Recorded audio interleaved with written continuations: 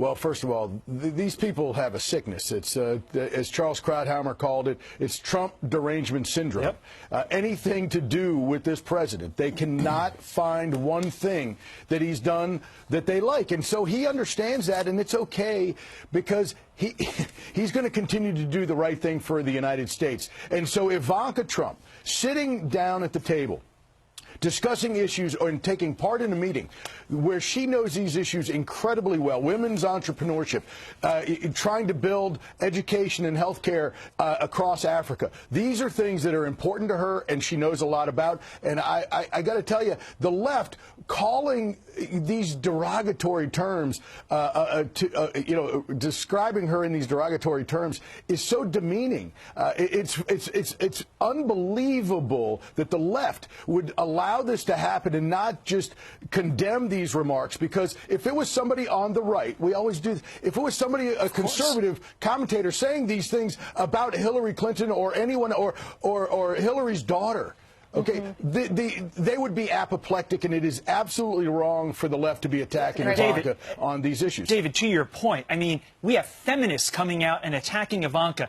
Here is a woman who went to an Ivy League university and then, oh, by the way, runs a multi-million-dollar company. I mean, what gives on this? How can feminists come out and attack her?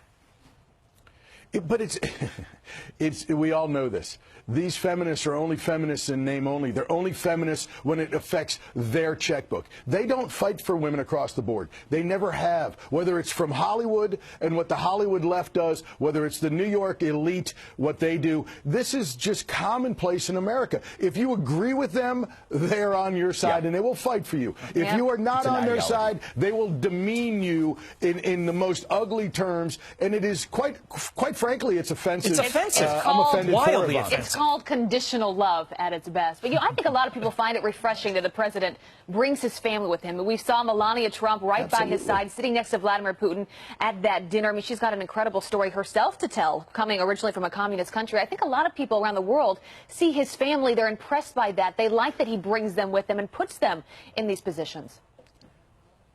Yeah. Donald Trump's family is one of his greatest assets. His children, during the campaign, during the transition, and now during his time as president, has been his rock, has been the people that he counts on every single day, whether it is Melania or Ivanka and Jared Kushner, his son-in-law, or it's Don and Jr. and Eric. Look, these folks know the president incredibly well. They know him the best of anyone, and he can talk to them. He counts on them when it was campaign time.